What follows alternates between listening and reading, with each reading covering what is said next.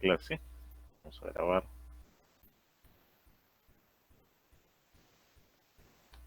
la clase teórica correspondiente a virología. Hablar de virus es hablar de un grupo de patógenos importantes, algunos de los cuales se siguen descubriendo. Esto con la ayuda de algunas metodologías como el microscopio electrónico, por ejemplo. El estudio de los virus, que recibe el nombre justamente de virología, es la parte quizás más nueva de la microbiología, de manera conjunta con la inmunología. Estos virus, que han ocasionado un buen número de enfermedades a nivel del mundo, se conocen desde la antigüedad. De hecho, la palabra virus deriva del latín que significa veneno o fluido venenoso. Y eso es precisamente lo que las primeras personas, los primeros científicos que estudiaron a los virus, los primeros virólogos, creían que eran estos patógenos. Recién en la segunda mitad del siglo pasado se lograron avances importantes en el estudio de estos microorganismos, justamente con el descubrimiento y el uso del microscopio electrónico. Sin embargo, históricamente hay evidencia de que estos virus ya estaban presentes en la antigüedad.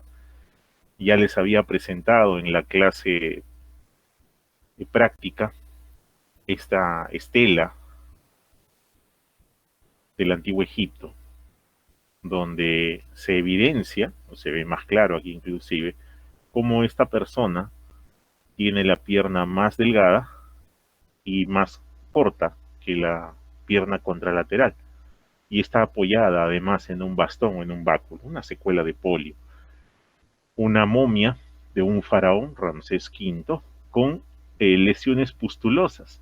Y cuando se hizo el examen de ADN de estas vesículas, el contenido de las vesículas, creo que correspondían a lesiones de viruela. O sea, había evidencia del virus de viruela allí. Lo mismo esta figura, este grabado de un libro persa, donde se ve un perro que está mordiendo a una persona y la descripción habla de la rabia como enfermedad. Entonces ya eran conocidas estas enfermedades en la antigüedad, solo que no se sabía de qué se trataba.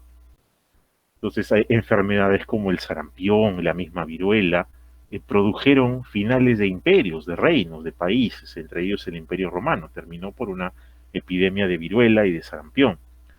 Sin embargo, los antiguos también tenían idea, o por lo menos investigaron las formas de cómo protegerse. También habíamos hablado de los chinos y su procedimiento de variolización, o sea, esta inhalación de costras secas de viruela. Esto es lo que usaban los chinos. Es un niño al que le hacían inhalar a través de esta cánula. Vean cómo está el médico chino aquí, soplando en las fosas nasales del niño, haciéndole inhalar costras secas de un paciente con viruela, y de esta forma protegían a los niños, los hacían inmunes.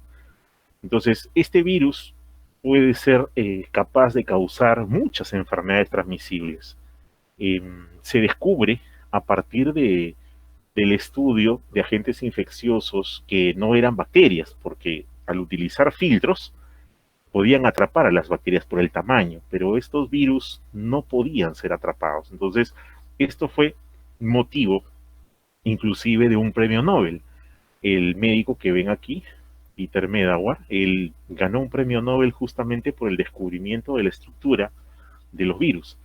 Él les llamó pues malas noticias envueltas en proteínas. Realmente son eso los virus, ¿no? Son proteínas que envuelven a un genoma, sea este genoma ADN o ARN. La historia de la virología entonces se remonta a partir de la segunda, bueno, en realidad inicios del siglo XX. 1892 es cuando se descubre por primera vez uno de los virus más grandes que existen, que es el virus del tabaco, virus vegetal. Se sospecha también de la presencia de un virus que causa la aftosa en los animales, lo mismo en la fiebre amarilla. Ya para ello, Louis Pasteur y Robert Koch habían elaborado su teoría de los gérmenes, hablando de que una enfermedad era causada por un agente y podía replicarse ese agente en los laboratorios, en el cultivo, lo que constituían los principios de Koch. Sin embargo, Pasteur fue más allá. Él ya le llamó a la rabia o al agente causal de la rabia virus, ¿no? Que justamente derivaba del latín veneno. Posteriormente se fueron desarrollando algunas técnicas para poder investigar este tipo de agentes patógenos, tanto los filtros, que no demostraron mucha utilidad por el tamaño de los virus, el concepto mismo que se fue elaborando hasta más o menos 1957, donde el profesor Lwoff elabora ya el concepto de virus como tal, como estructura, como partícula infectante, el descubrimiento de los bacteriófagos, o sea, aquellos virus que se especializan en infectar bacterias. El estudio en sistemas animales, tanto ratones como huevos embrionados de pollos, el uso de cultivos celulares y finalmente la aparición del microscopio electrónico para la visualización de las estructuras virales. A la par se fueron desarrollando metodologías como la serología y la inmunología para investigar los anticuerpos que producía el organismo frente a estas infecciones virales y uno de los últimos avances, la biología molecular, a partir de la cual podemos replicar segmentos del genoma para poder identificar algunos virus en particular. Entonces, ¿cómo podríamos definir a los virus? ¿Qué cosas son los virus? Los virus, encontré esta definición que me pareció bastante cerca de lo que significa. Van a encontrar en los diferentes textos diferentes definiciones de virus, pero esta es la que me gusta más. Es una entidad submicroscópica que consiste en un ácido nucleico, que puede ser ADN o ARN, que está rodeado de una cubierta proteica y que es capaz de replicarse solo dentro de células vivas, sea de plantas, de bacterias o de animales. Entonces el virus viene a ser un patógeno intracelular obligado en bacterias, en plantas, en hongos y también en animales. Estos parásitos intracelulares, entonces, obligados, van a depender del metabolismo del hospedero para la obtención de energía mediante el uso de los materiales o materias primas de la célula hospedera, lo mismo que una gran cantidad de enzimas para justamente llevar a cabo estos procesos de producción de energía. La partícula viral completa, o sea, la partícula elemental de los virus, recibe el nombre de virión. Ese es el nombre que recibe un virus. Por ejemplo, el virus del VIH, un virus se llama virión. Así se le dice a la partícula viral completa. Este virión tiene pues un genoma, que ya sabemos que es ácido desoxirribonucleico o ácido ribonucleico. Uno de los dos, jamás los dos. Y tiene además una cubierta proteica, que está compuesta de unas unidades llamadas capsómeros. Estos capsómeros se van a ensamblar y van a formar una cápside, y así se llama la envoltura proteica del virus, cápside. Esta cápside tiene como función proteger al genoma y además intervenir en la adhesión de este virus a la célula hospedera. Ahora bien, ¿están vivos o no están vivos? La definición de vida nuestra tiene que ver con producción de metabolismo, crecimiento, reproducción, y para ello pues hay una serie de caminos que incluyen la respiración. El virus no hace eso. El virus no respira, el virus no metaboliza por sí solo, tampoco crece. Sin embargo, el virus tiene una forma de reproducirse que se llama replicación viral. Esa es una característica que no cabe dentro de lo que nosotros conocemos como vida. ¿Ok? Es un parásito acelular en principio. Y tiene que parasitar una célula de todas maneras. Es de un tamaño pues submicroscópico, ultramicroscópico, ¿no? Muy pequeño. Sin embargo, a partir de esta estructura tan sencilla como es el DNA o ARN y una proteína, puede causar una serie de procesos que se traducen en patología en las especies. Entonces, estos virus, ¿por qué se estudian dentro de lo que es biología? Porque uno diría, bueno, en microbiología o biología estudiamos seres vivos. ¿Por qué están los virus allí? Porque poseen genes. Y esos genes se van a replicar, esos genes evolucionan y además se adaptan a los hospederos particulares, se adaptan a los lugares donde van a estar los hábitats y se adaptan al entorno de relación con los otros seres vivos, que son los nichos ecológicos. Entonces, son entidades infecciosas, sí, pero no están vivas, tienen un tipo de vida en realidad prestada. Entonces, para ello se valen pues de su estructura. Y dentro de su estructura, aquí hay una cuestión, tamaños de el virus, este es una Escherichia coli, el que está en el fondo es una levadura aquí, una bacteria de Escherichia coli, una de las más grandes, luego un coco gram positivo, un estreptococo, una de las bacterias más pequeñas, que es la Rickettsia, la vemos aquí, y miren el tamaño de este es un poxvirus, por ejemplo, el virus del molusco contagioso o de la viruela, es este virus. Aquí está el virus del herpes simple, el virus de la rabia, que tiene forma de bala, característico, el virus del VIH, el virus de la influenza, el de la gripe aviar, el adenovirus, virus del resfrío, de las diarreas, un virus bacteriófago, esta que dice que tiene colita, tiene una cola, es un virus bacteriófago, el virus de la polio, más chiquito, el virus de la fiebre amarilla, uno de los más pequeños que hay, y en comparación con una molécula de hemoglobina. Entonces imagínense el tamaño que pueden tener estos virus, de allí que su estructura sea pues simple, sencilla, pero muy bien organizada, sobre todo su genoma. Al igual que en las bacterias, el virus debe tener estructuras que son obligatorias para vivir, para poder replicarse en realidad, para poder tomar el control de las células. No puede faltar, por eso están encerrados en este círculo, no puede faltar el ácido nucleico y no puede faltar la envoltura que protege al ácido nucleico, que es la cápside. Adicionalmente a ello, los virus pueden tener una segunda envoltura.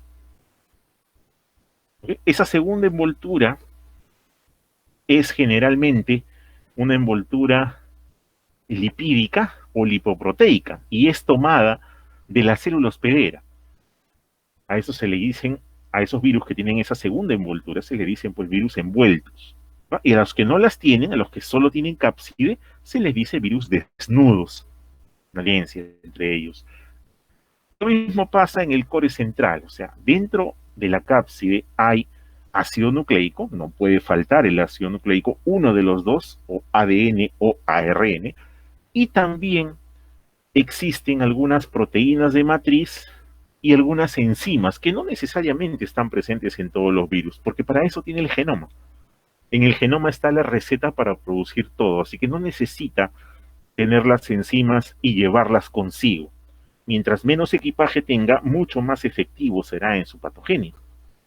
Este genoma viral, entonces, compuesto de este ácido nucleico, que puede ser ADN o ARN, estos ácidos nucleicos pueden ser de cadena simple, pueden ser de doble cadena, siendo los más comunes por el lado del ARN, los ARN de cadena simple, y por el lado de los ADN de doble cadena.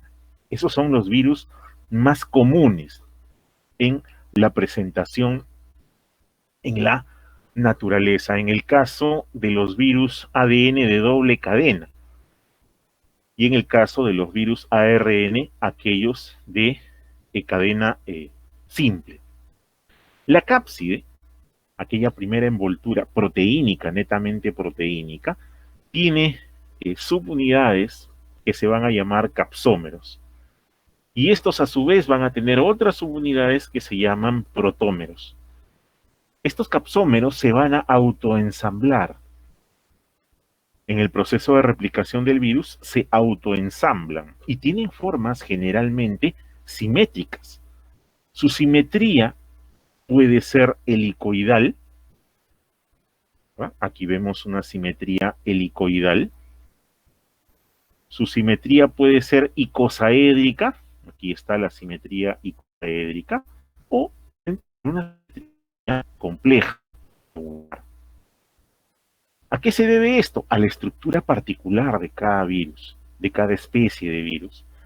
Y estos protómeros y capsómeros que están autoensamblados están unidos por enlaces no covalentes. Vale decir que son enlaces reversibles.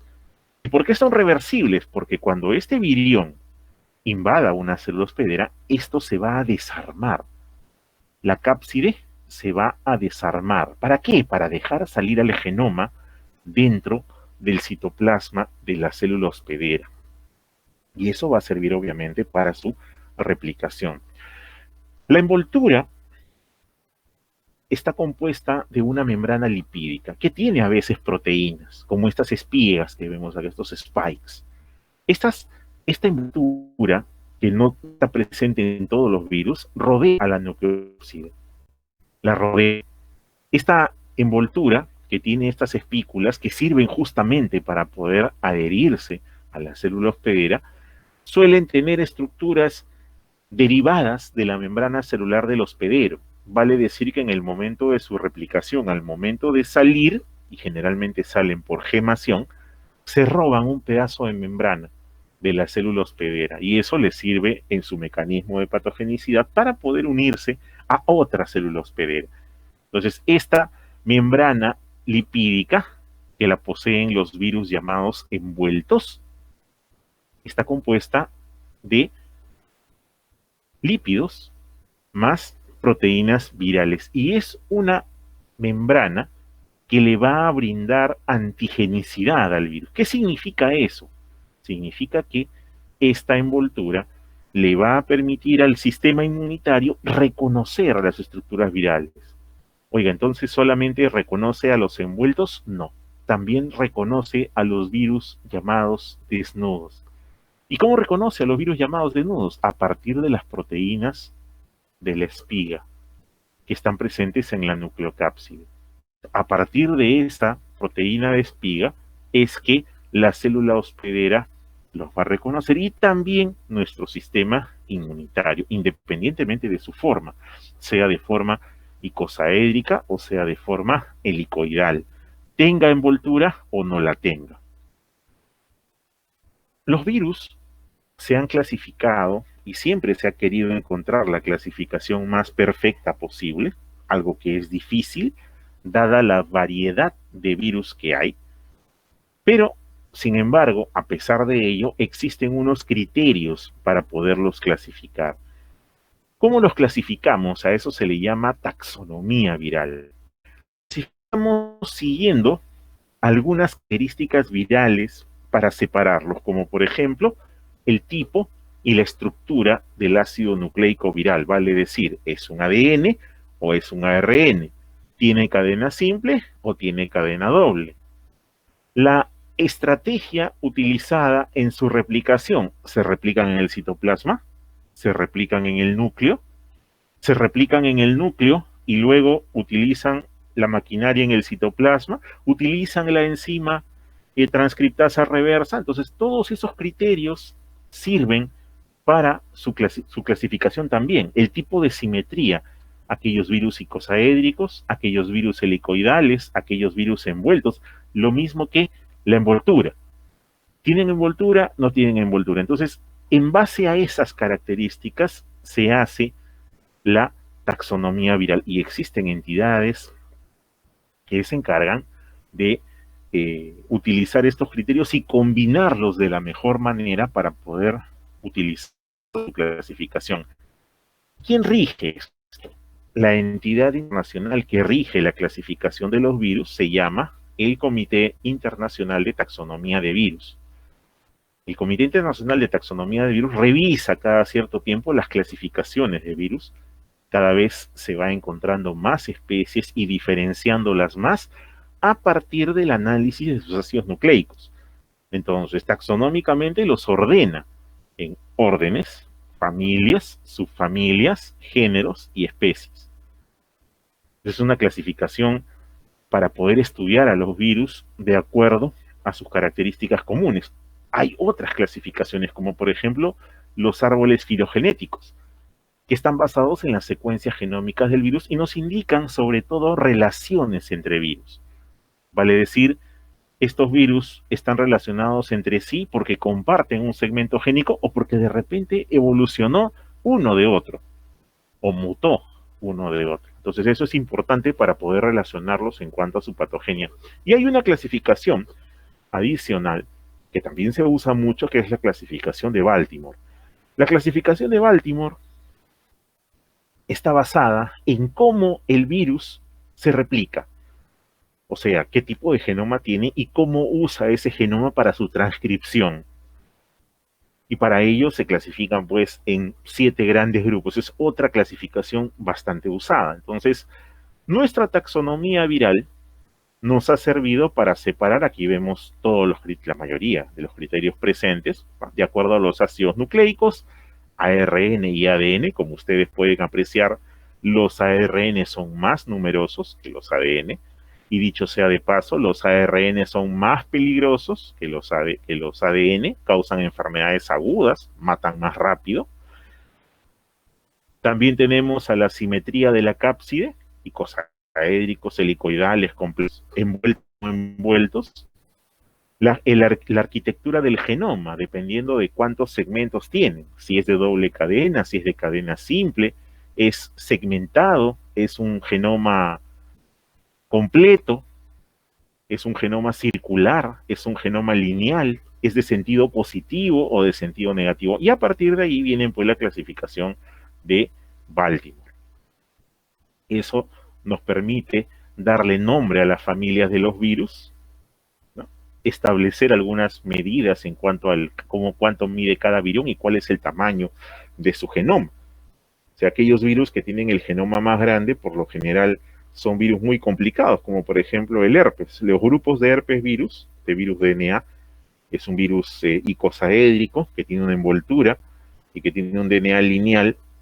Es un virus que tiene un tamaño de genoma de 200 kilobases, kilopares de bases.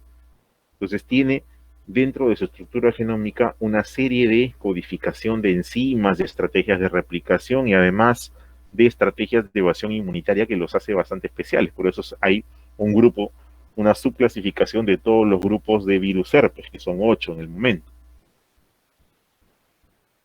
Este es otro tipo de clasificación de los virus que afectan a los animales solamente. Están los virus herpes, el herpes humano 1, 2, varicela, Epstein-Barr, los poxvirus, el virus de la viruela, en el caso del papilomavirus, los virus poliomavirus que causan cáncer, los virus que infectan a los artrópodos, los virus que causan las fiebres hemorrágicas en África, los parvovirus, etcétera. O sea, tenemos una serie de clasificaciones, de los DNA, aquí los DNA, virus, está de fiebre amarilla, de dengue, aquí también está el virus de la hepatitis A, de la hepatitis C, el virus de inmunodeficiencia humana, los lisavirus, el virus de la rabia, los virus de fiebre hemorrágica como el virus Lassa, el virus Machupo, el virus Junín, son virus de tipo RNA. La clasificación de Baltimore que les mencionaba es solamente como información, no necesito que se la no vamos a salir virólogos en una clase, imposible. Pero como información es bueno que sepan que de acuerdo a la clasificación de Baltimore hay 7 grupos, esos grupos están clasificados de acuerdo a cómo el virus se replica, lo hace de manera directa, lo hace de manera inversa, utiliza enzimas propias, utiliza enzimas de las células, o sea, todo eso influye en esta clasificación de Baltimore. Finalmente están pues las clasificaciones de importancia clínica, donde sencillamente virus de tipo DNA, envuelto o no envuelto, doble cadena, cadena de cadena doble no envuelto, de cadena simple no envuelto, y ahí están las principales clases de virus involucradas, lo mismo que los virus ARN, que sí son un poquito más numerosos que los ADN, pero con la misma clasificación, envueltos, no envueltos, cadena simple, cadena doble, segmentados, no segmentados. Entonces, esta es una forma de clasificar de manera clínica, y justamente son los virus clínicamente relevantes los que nos importan en el estudio. Ahora, un fenómeno interesante en la replicación de los virus es justamente cómo es que esta replicación ocurre, cómo ocurre la replicación viral. La replicación viral tiene sus fases. Empieza con la absorción del virión a la célula a través de cierta interacción entre proteínas específicas del virus con receptores específicos de la célula hospedera. O sea, no van a cualquier célula, van a una célula que les permita poder unirse a ella. Significa que esa célula tiene que tener receptores y eso se evidencia en el tropismo. Los virus, es una crisis que vamos a ver después, el tropismo viral tiene que ver con la característica del virus por preferir un tipo de tejido, justamente porque tiene las proteínas o los antígenos para unirse a él. El virus de hepatitis, por ejemplo, afecta al hígado. Es raro que afecte otro sistema u otro órgano, afecta al hígado. Virus de la rabia, afecta al sistema nervioso. Entonces, eso es algo que los virus tienen en particular. Una vez que se ha absorbido, penetra, una vez que, no te preocupes Alberto, bienvenido, una vez que ha penetrado el virus, se desnuda, o sea, se quita la cápside y libera ya dentro de la célula su ácido nucleico. Un ácido nucleico que si es si es ARN, inmediatamente empieza a replicarse. Pero si es ADN, va a tener que irse al núcleo para replicarse. Entonces, estas fases de síntesis de proteínas son importantes, no solamente del genoma, sino también de la síntesis de la proteína de la cápside. Esto seguido de un proceso de maduración de las proteínas virales para volver a ensamblarse y luego salir liberados como nuevos viriones. Vean, ingresa un virión y salen varios viriones al extracelular. ¿Cuántos salen? Eso depende de cada tipo de virus. Pueden salir 10 como pueden salir 1000. Depende de cada tipo de virus. Entonces, existe una curva característica de los virus. Es diferente a la curva de crecimiento bacteriano. Esta curva de crecimiento viral empieza con un virus. Vean aquí, 1. Significa que un virus ingresa y luego cae a 0. ¿Pero por qué cae a 0, profesor? Porque está en el periodo de eclipse. ¿Qué significa eso? Que el virus que ingresa es 1, invade a la célula y una vez que ingresa hemos dicho que se desnuda, o sea, su cápside se desarma y sale el genoma. Entonces, si ya solamente está el genoma, ya no hay virus, ¿verdad? Porque el virus es completo, es genoma más cápside. Entonces, si la cápside se desarma, ya no hay virus. Por eso cae a 0. ¿Cuánto tiempo cae a 0? Depende de cada virus, 10 horas, 12 horas, 24 horas. ¿Y qué pasa en ese tiempo? En ese tiempo, el virus no es capaz de infectar a otras células, pero sí está en síntesis activa de los componentes virales, tanto el genoma como las proteínas de la cápside, y después de ese tiempo empieza el crecimiento exponencial. Vale decir, empieza el incremento de la progenie viral. En este periodo de eclipse sintetiza o replica su genoma y replica también las proteínas de la cápside. Y en el crecimiento exponencial empieza a ensamblarse. Se ensambla, se ensambla, se ensambla y se libera finalmente. Entonces pueden liberarse 100 viriones, 1000 viriones, 10 viriones. Eso depende de cada especie de cada célula que va invadiendo. Entonces ya no crece más en el crecimiento exponencial porque ya sintetizó todas sus partes, solamente empieza a liberarse. Esto es importante, por favor, el periodo de eclipse, periodo en el cual se lleva a cabo la síntesis de componentes virales y el crecimiento exponencial, donde se incrementa la progenie, o sea, ocurre el ensamblaje de los viriones y para su posterior liberación. Entonces es una fase que caracteriza la replicación viral. Ahora, esta replicación viral tiene tipos. Son solo 2. Está el ciclo lítico y el ciclo lisogénico. ¿A qué le llamamos ciclo lítico? Fácil, lítico, lisis, cuando el virus lisa o destruye la célula hospedera. Por ejemplo, coronavirus es un ciclo netamente lítico. O herpes es un ciclo netamente lítico. O rabia es un ciclo netamente lítico. Y el otro es el ciclo lisogénico. El ciclo lisogénico ocurre cuando justamente el material genético del virus no solo se replica, sino que se integra al de la célula hospedadora, combina su genoma y se integra a ella. ¿Y eso a qué lleva? A que cada vez que la célula hospedadora se reproduzca, porque la célula va a seguir su camino de reproducción, va a llevar el virus en su material genético, de generación en generación. No necesariamente la va a matar, simplemente se va a replicar. ¿Quiénes hacen esto? El papilomavirus, por ejemplo.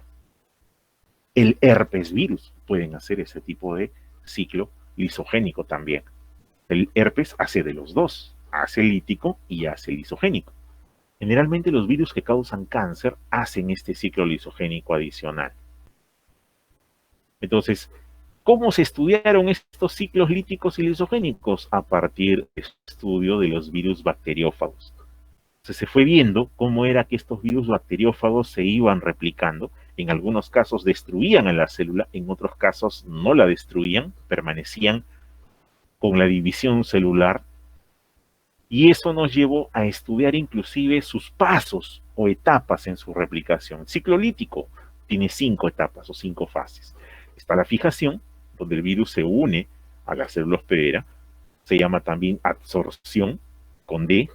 ¿Ok? Adsorción con D.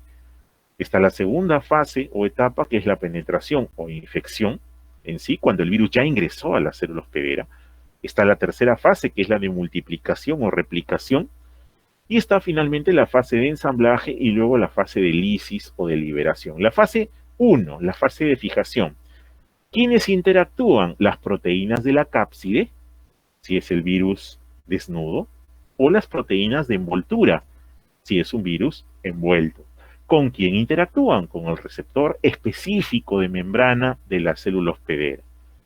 ¿Okay? Con el receptor específico de membrana de la célula hospedera. Cada célula hospedera tiene diferentes tipos de receptores. Por ejemplo, para los virus influenza, ¿quién es su receptor? El ácido ciálico. Para el virus herpes hay receptores de superficie, como por ejemplo el heparansulfato, que es un tipo de proteoglicano de superficie. En el caso del VIH, ¿quién es el receptor? El CD4. ¿No? Está demostrado que es el receptor, por eso va hacia el linfocito CD4. Y en el caso del coronavirus, ¿quién es el receptor? La enzima convertidora de angiotensina. O sea, se conoce cuáles son sus receptores específicos que están presentes en la membrana de la célula hospedadora. Vale decir, estos receptores específicos funcionan como una cerradura y las proteínas de la cápside funcionan como un ave para poder ir a la célula. Pues aquí tienen una lista de receptores virales, simplemente de información. Todos estos receptores virales son moléculas normales nuestras. Entonces el virus, miren hasta dónde llega, ha adaptado sus llaves a nuestras cerraduras para poder ingresar. Y eso no es un proceso de azar, eso es un proceso de evolución de los virus. Han llegado a adaptar su maquinaria genética para poder producir glicoproteínas o proteínas de spike y poder alcanzar a los receptores celulares que ellos necesitan para poder unirse y penetrar de esta manera a la célula, que es el segundo paso. Entonces, una vez que se han absorbido, una vez que se han unido al receptor, van a ingresar por endocitosis, por fusión de membranas, por endocitosis de la nucleocápside. Hay varios mecanismos, dependiendo de si es desnudo o envuelto, que no viene al caso ahora. Simplemente el virus se introduce y al introducirse está liberando su material genético. Ese ácido nucleico, una vez que esté en la célula, por cambios en el pH celular, se va a liberar y la cápside se va a desarmar. Eso se llama penetración o infección. ¿Y qué pasa? Que una vez que el genoma viral está dentro, toma el control de la célula. Nuestras células, que están acostumbradas a un ritmo, a un ciclo, pierden esa autonomía porque el virus, con su genoma, toma el control de toda la célula hospedadora. Así que la célula ya no va a hacer sus procesos de síntesis y de reproducción habituales, sino va a obedecer lo que el genoma viral le va a decir que haga. ¿Y el genoma viral qué cosa le va a obligar a hacer? Le va a obligar a fabricar proteínas del virus y le va a obligar a replicar su genoma. Las proteínas se van a producir en el citoplasma de la célula. ¿Okay? Es como si alguien se mete a tu cocina, utiliza tus instrumentos, tu cocina, tus ingredientes para preparar su comida. Eso hace el virus. Se mete a la cocina ajena, agarra todo lo que hay en la alacena y prepara lo que él quiere preparar. ¿Y qué cosa prepara? Copias de sí mismo. A eso se llama replicación. Cuando replica el ácido nucleico, depende. Si es ARN, la replicación se da en el citoplasma, y si es ADN, se da en el núcleo, con algunas variantes. Dependerá si es ARN en sentido negativo o positivo, lo mismo el DNA. Pero en líneas generales, el ácido nucleico ARN se replica en el citoplasma, la regla general, y el ADN del virus se replica en el núcleo. Entonces tendrá que ingresar al núcleo, pues, el genoma del virus, para a partir de ahí empezar a replicarse. Una vez que se ha replicado, viene el ensamblaje. ¿Cómo ocurre este ensamblaje? El ensamblaje ocurre de manera automática. ¿Y cómo sucede? Bueno, tanto las proteínas y el ácido nucleico van a empezar a ensamblarse. Lo primero que se junta, lo primero que se forma es la cápside. Y casi al final va ingresando el genoma al interior y se pliega. Es un proceso automático. Pero, dado que esa es la ventaja que tenemos por ahora nosotros, dado que estos virus tienen una alta producción de copias, también es posible la producción de errores en el ensamblaje. Se producen errores, o sea, van a salir partículas defectuosas. ¿Y eso qué significa? Que esas partículas defectuosas no van a poder infectar. ¿Okay? Sin embargo, es tanta las partículas que producen que sí, pues terminan replicándose de manera eficaz, y ya es nuestro sistema inmunitario el que va a controlar esa infección. Una vez que se han ensamblado, ya son viriones completos, empieza el proceso de liberación. ¿Okay? Con la lisis de la célula. Van a salir por gemación, se van a robar un pedazo de membrana que tienen envoltura, o van a salir por exocitosis. Pero como son bastantes, van a terminar reventando a la célula. O sea, se van a acabar todos los materiales de la cocina, van a dejar todo sucio, se va a reventar la célula y va a morir. Esa es una forma del ciclo lítico. Y el ciclo lisogénico tiene solo 3 fases. El virus se fija o se absorbe, el virus penetra y el virus se integra al genoma de la célula. Entonces, cada vez que la célula se divida, va a llevar un pedazo del genoma viral con ella. Entonces, estos ciclos lítico y lisogénico ocurren para facilitar la replicación viral. Hay virus que son solo líticos, hay virus que son solo lisogénicos, y hay virus que tienen ambos componentes. Ambos componentes, pero en líneas generales es lo que sucede con esta replicación viral. Ahora, el virus ingresa, de hecho produce efectos. ¿Cuáles son esos efectos? Dependerá de a dónde vaya. ¿Y cómo sabemos o qué hace que el virus vaya a un tejido y no a otro? O sea, ¿qué determina su tropismo? La presencia de receptores celulares. Su llave le hace a una cerradura y se va a esas, no se va a otra porque no va a abrir. De ello dependerá también la activación de algunas proteasas por parte del hospedero. Dependerá de la sensibilidad a la temperatura. Hay células que tienen temperaturas diferenciadas. La temperatura de la piel no es igual que la temperatura del hígado. Tiene sus diferencias, aunque sean décimas de grados. Y eso es importante para el virus. La variación del pH también es importante en la replicación viral. La presencia o no de factores de transcripción nuclear. Algunas células poseen más ingredientes en su cocina que otras. Otras son misias, solo tienen arroz y huevo.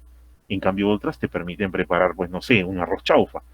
Entonces, esa diferencia de factores de transcripción celular hace que el tropismo viral se determine. Las barreras anatómicas también determinan el tropismo viral. Lo mismo que la respuesta inmune innata y adquirida. Entonces, si el virus llega a, entre paréntesis, darse cuenta de que si va por este camino a parasitar a una célula, el sistema inmune lo va a matar, entonces ya no va por esa, pues elige otra y fabrica una llave para abrir otro tipo de célula. Eso se llama mutación. adaptación del virus, y eso ocurre. Entonces, este proceso de producción de infección, esta patogénesis de la infección viral, determina pues que la célula termine muriendo, determina que la célula se termine transformando, porque al momento de que el virus, el genoma del virus se integra a la célula, al genoma celular, produce cambios. Hay una interrupción en la secuencia de nucleótidos, por lo tanto hay cambios. Puede haber aparición de cáncer, por ejemplo. No puede ocurrir el fenómeno de fusión celular, o sea, el virus está parasitando y finalmente estas células se juntan, pues, se unen. A eso se le llama células gigantes multinucleadas, que se ven, por ejemplo, en el herpes. Algunos otros efectos citopáticos. Empieza a perder la forma la célula, empiezan a aparecer detritos celulares que son desechos, ¿no? La cocina se ensucia, empiezan a aparecer desechos en el citoplasma, lo que se llaman cuerpos de inclusión, o simplemente la célula se desintegra. Ese es otro efecto citopático.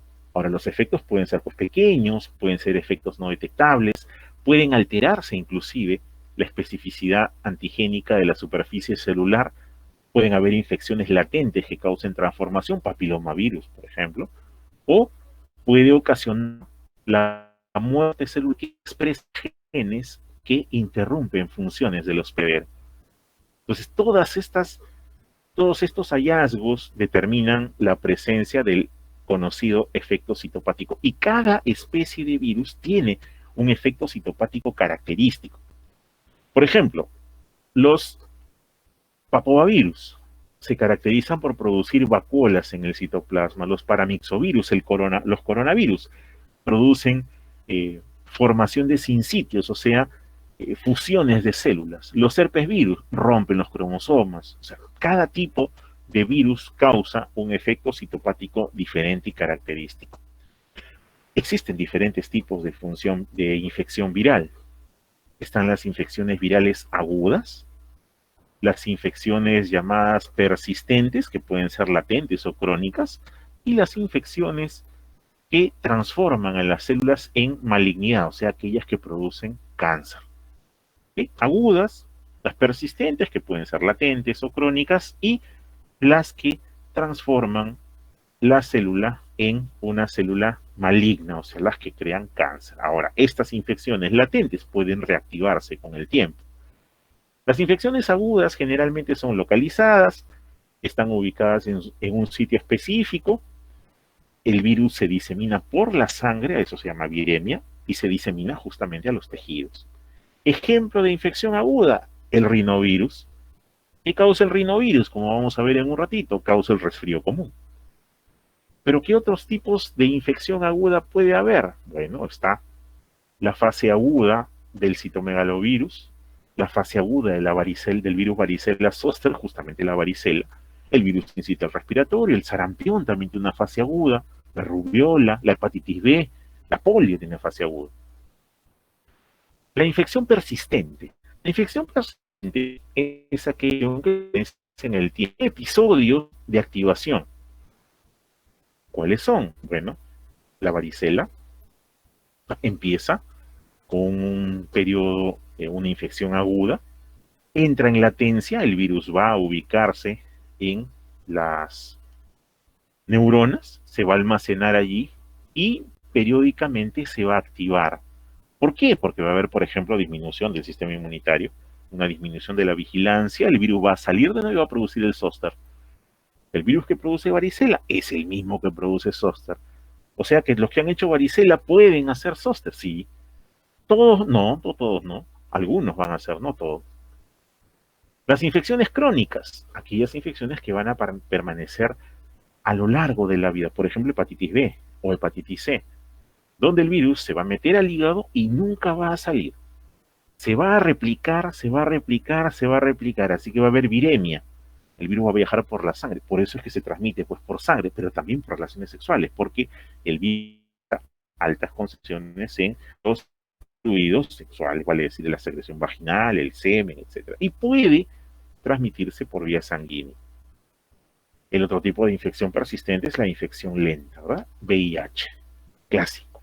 ¿Verdad? El VIH tiene una presentación aguda, síndrome retroviral, clásico que es o diarrea o respiratorio alto, resfrío, y luego entra en fase de latencia, y esa fase de latencia, de infección lenta en realidad, pues no es una latencia como tal, es una infección que va avanzando de a poquitos, puede durar años, décadas. Actualmente con el tratamiento dura décadas. Y finalmente aparece pues ya la fase SIDA, ¿no? Lo mismo sucede con el otro virus, retrovirus, que es el HTLV, el virus linfotrópico de células T humanas. Igual, hace un episodio agudo, luego vamos a verlo más adelante, lo hemos detallado para verlo también, y luego de años aparecen ya las enfermedades que lo van a terminar afectando al paciente. Entonces, esos son los principales ejemplos de estas infecciones latentes. Está el herpes, varicela, citomegalovirus, Epstein-Barr, todos son de la familia de los herpesvirus. Causan infecciones latentes o recurrentes, una infección primaria, y luego se almacenan en ciertos tejidos y vuelven a aparecer con el tiempo. Y las infecciones crónicas, hepatitis B, hepatitis C, en el caso de rubiola, se considera crónica cuando afecta a la gestante, produciendo el síndrome de rubiola congénita. Y los virus que se asocian con cáncer, ¿verdad? Conocido papilomavirus, causa cáncer de cuello uterino, pero también puede causar cáncer de laringe. Hepatitis B, hepatocarcinoma. Epstein-Barr, que es uno de los que se relacionó primero, causa el linfoma de Burkitt, carcinoma nasofaríngeo, linfoma células B. La hepatitis C también, hepatocarcinoma celular. El virus herpes 8, sarcoma de Kaposi, conocido. El HTLV, virus linfotrópico. La leucemia de células T del adulto, que si bien es cierto es rara, es una de las principales patologías de este tipo de virus. ¿Qué tipo de enfermedades produce? Un montón de enfermedades. Algunas las vamos a ver ahora. Un montón de enfermedades. Estas enfermedades están ubicadas en diferentes estructuras nuestras, respiratorias, altas y bajas, cardiovasculares, gastrointestinales, neurológicas, de transmisión sexual, de piel. En cualquier parte de nuestro cuerpo puede afectarse o puede ser afectada por una infección de tipo viral. Entonces, esta patogenia de la infección viral pasa siempre por un periodo de infección inicial donde se produce la invasión del virus, su replicación, hay una aparición, un periodo de incubación que también es variable entre los virus, luego aparecen los síntomas, ¿no? Y finalmente pues la aparición de los fenómenos de inmunidad, ¿no? Que muchas veces puede producir la recuperación del paciente, como pasa con los resfriados comunes, puede dejar secuelas, la polio, por ejemplo, o puede matar al paciente, coronavirus en grave, dengue o rabia. Entonces, tienen diferentes desenlaces, pero el esquema de producción de enfermedad es el mismo. Tienen puertas de entrada, dependiendo de si la infección es respiratoria, si es una infección gastrointestinal, si es cutánea, directa o transmitida por mordedura de un animal o por picadura de un insecto, de un artrópodo, si tiene que ver con transfusión sanguínea, si tiene que ver con secreciones genitales, con enfermedades picaduras de artrópodos, excreciones de mamíferos, como sucede con el hantavirus, por ejemplo, y las heces de las ratas, ¿no? O el intercambio de virus entre otras especies, pollos, cerdos, por ejemplo, en el caso de la gripe porcina, la gripe aviar, o lo que se ve ahora con el coronavirus, sí, la sospecha de que tiene que ver el murciélago en todo esto, ¿verdad? O el pangolín también. Entonces, diferentes puertas de entrada para diferentes tipos de cuadros virales. Ahora, para esto se considera pues ciertas dosis infectantes, ¿verdad? Algunos virus tienen una dosis distinta, por ejemplo, sarampión, basta con un virus. Por eso es altamente contagioso el sarampión. Basta un virus, una partícula viral para producir enfermedad. Una sola. En el caso de las encefalitis virales, por ejemplo, hasta 100 virus pueden producir recién enfermedad. En el caso del coronavirus, ¿cuánto es? Se dice que es aproximadamente 1000 virus para producir enfermedad. 1000. Esos 1000 pueden estar pues en una gotita de flujo, una gotita respiratoria. Entonces, tampoco es que sea pues una cantidad grande, por eso que también es contagioso.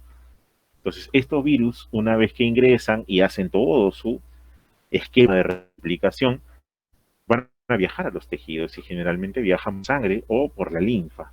Si viajan por sangre, pues hacen viremia. Y si viajan por la linfa, van a terminar llegando a la sangre. La linfa desemboca en el sistema sanguíneo, sistema circulatorio. Así que a partir de la sangre se van a diseminar a diferentes órganos. ¿Cuáles? Hígado, vaso, músculo. Y de ahí producirán una segunda viremia y terminarán en sus órganos finales. En el caso de la polio, en el tejido cerebral, en el caso de los hantavirus, en el riñón, en el caso de la rabia, termina en las glándulas salivales, porque ahí se va a quedar, lo mismo que las paperas, parotiditis, también se quedan en glándulas salivales, y en el caso de varicela, en el caso de herpes, se van a quedar en la piel.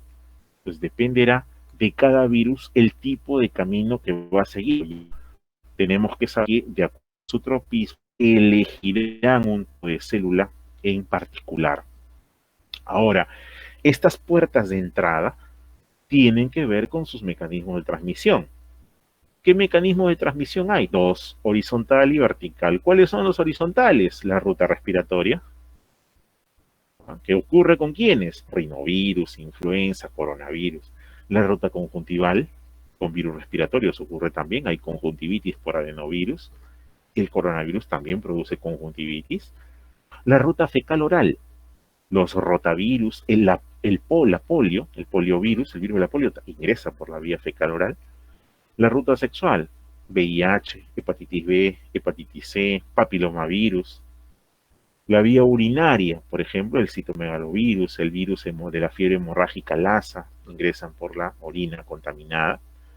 Y las rutas mecánicas que generalmente tienen que ver con artrópodos que se alimentan de humanos, por ejemplo, los mosquitos o los zancudos. ¿No? Ahí están los arbovirus, está también los flavivirus, el dengue, el chikungunya, ¿cómo se llama? El Zika, entre los principales. Y la transmisión vertical, que es la otra forma, ¿verdad? Donde hay pues tres modalidades, trasplacentario, o sea, en gestación. Durante el parto, cuando el canal vaginal el canal de parto está infectado, o durante la lactancia.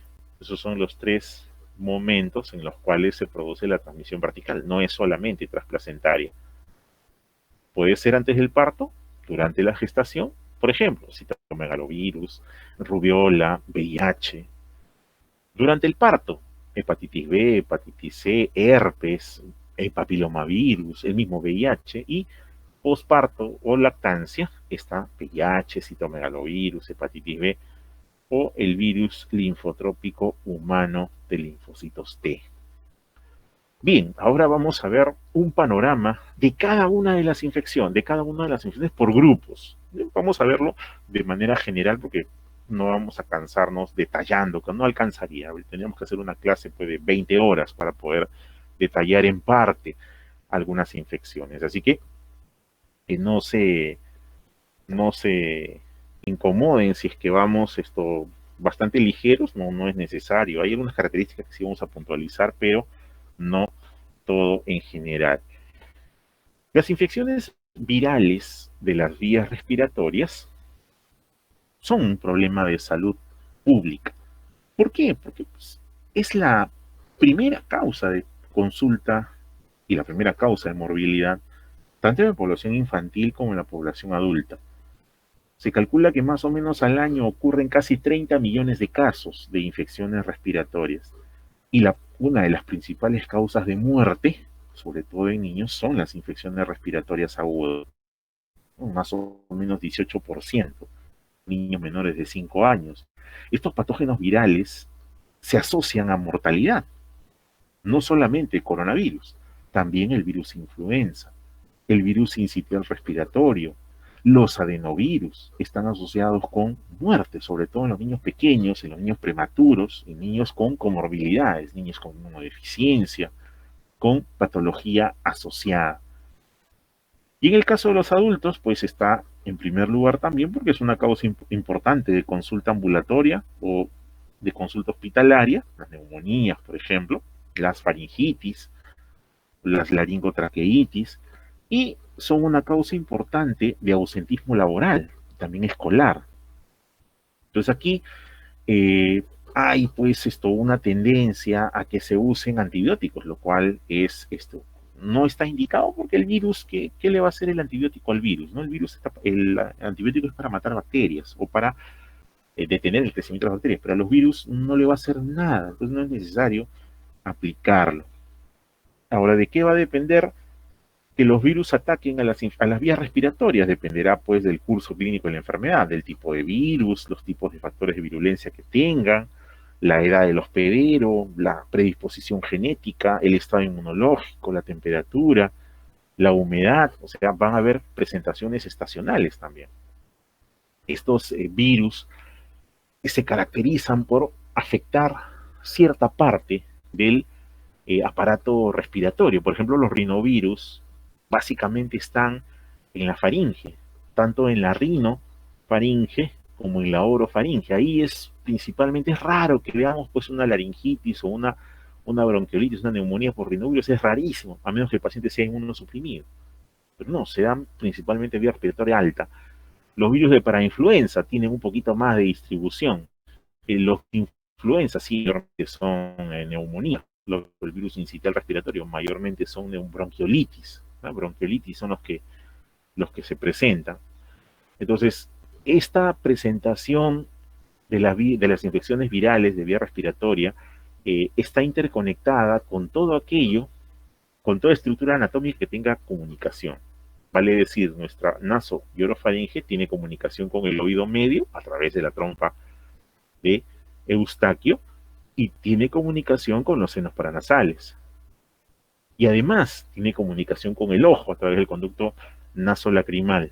Por lo tanto, los agentes etiológicos que afecten al aparato respiratorio también van a afectar a todas estas estructuras. Se van a producir otitis, se van a producir conjuntivitis, se van a producir sinusitis por el mismo agente causal que causa la infección respiratoria alta. Es por vecindad que se causa. Ahora bien, existen dos tipos de infección respiratoria desde el punto de vista de su multiplicación y diseminación. Aquellas que están restringidas a la superficie, por ejemplo, los virus de resfrío común, rinovirus, la influenza, y aquellos que se van a diseminar a lo largo del cuerpo, o sea, que van a ser viremia. Sarampión, por ejemplo. El sarampión ingresa por la vía respiratoria, pero no produce infección respiratoria. Lo que hace es alcanzar el torrente sanguíneo y viajar a los tejidos para producir su complicación. Lo mismo que las paperas, lo mismo que la rubiola, el citomegalovirus, tienen punto de entrada en el tejido respiratorio, pero no se van a quedar ahí necesariamente, ¿no? Estos patógenos respiratorios pues, pueden ser profesionales, aquellos que infectan a los inmunocompetentes, a patógenos primarios, pero también hay patógenos secundarios, aquellos que tienen que ver con pacientes inmunodeprimidos. Dentro de los agentes infecciosos, rinovirus, primer causante del resfrío común, pero también están los virus Akie, los virus influenza, parainfluenza, sincitial, los coronavirus, los adenovirus y los ecovirus, son los principales grupos de patógenos. Frente a ellos, nosotros ofrecemos mecanismos de defensa. ¿Por qué? Por la estructura de nuestro sistema o aparato respiratorio. ¿Qué tipos de defensa podemos ofrecer? Bueno, el aire que respiramos pasa por un sistema aerodinámico de filtración con un flujo turbulento que empieza en la fosa nasal, por eso que tenemos los cornetes para poderlo filtrar, las vibrisas, el moco para filtrarlo. Entonces, este sistema de filtración aerodinámico nuestro garantiza que algunas partículas golpeen y se adhieran a la mucosa respiratoria alta, protegiendo justamente la vía respiratoria baja. Pero aquellas partículas que posean un diámetro menor de 5 milímetros quedan atrapadas en el moco que está presente en las vías aéreas superiores. Las células epiteliales también, las células con borde en cepillo, son una barrera física y una barrera funcional. Las células epiteliales están agrupadas, están unidas por uniones estrechas, por uniones adherentes, por desmosomas, por uniones de tipo gap, de tipo hendidura. Entonces, eso hace que difícilmente el virus puede ingresar por esas uniones. Es una forma de protección, lo mismo que están unidos a la membrana basal a través de los semidesmosomas, contactos focales. Entonces es difícil desprender, no es tan fácil para el virus romper la integridad normal de nuestro epitelio respiratorio. La humedad, por ejemplo, de las vías respiratorias facilita que algunos microorganismos aumenten de volumen, por lo tanto sean inmediatamente fagocitados. El moco mismo, que es un sistema complejo de glucosaminobutyranos, mucopolisacáridos y mucina, es una barrera física que hace que los agentes infecciosos se queden atrapados en ella. Ahora, en contacto con las células ciliares, con los cilios, el moco pues va dirigido, va barrido hacia el exterior.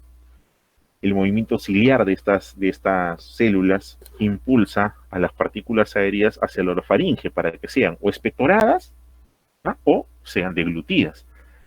La mucosa respiratoria también produce una serie de moléculas antimicrobianas, la lisozima, el complemento, las inmunoglobulinas, la fibronectina, lactoferrina. O sea, hay una serie de moléculas que están dirigidas a la defensa, que forman parte del sistema inmune innato, pero también del adaptativo.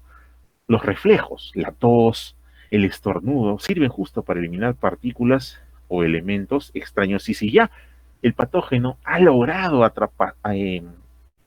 atravesar todo eso, bueno, quedan nuestras defensas ya inmunitarias de segunda línea, vale decir, el macrófago alveolar, los polimorfonucleares, los linfocitos ya en la tercera línea, tratando de eliminar a esta infección primaria. Sin embargo, las vías de transmisión, pues sí, se conocen, las vías de transmisión respiratoria, que pueden ser a través de contacto directo, ¿no?, entre personas, a través de contacto indirecto, sea por gotas, sea por aerosoles, secreción nasal, por las manos, el contacto con objetos, ¿no? Y las manos acá pues juegan un papel fundamental, ¿no? O sea, tenemos la costumbre, somos quizás la única especie que se agarra por lo menos 30 veces al día a la cara. Las demás especies animales no se agarran a la cara, ¿no? El rostro, nosotros sí tenemos esa costumbre de lo que agarramos, luego nos agarramos la cara. Entonces, ese es un mecanismo por el cual las manos son un vehículo importante de transmisión de agentes infecciosos. De ahí la importancia de lavarse las manos a cada rato. Ahora, los factores ambientales intervienen también en la transmisión. La humedad, hemos dicho, la temperatura, eso hace que exista pues transmisión estacional de la influenza, del virus sincitial respiratorio. Entonces, estos factores ambientales llevan a cambios de comportamiento en el humano. Por ejemplo, en el invierno permaneces más dentro de tu casa o dentro de las edificaciones donde estás, donde trabajas, ¿no? Cuando hay lluvia, cuando hay frío, a diferencia de cuando hay calor, sales más al exterior. Hay variaciones en los mecanismos de defensa. Es conocido que si el aire es frío y es seco, nuestros cilios se mueven menos, se paralizan.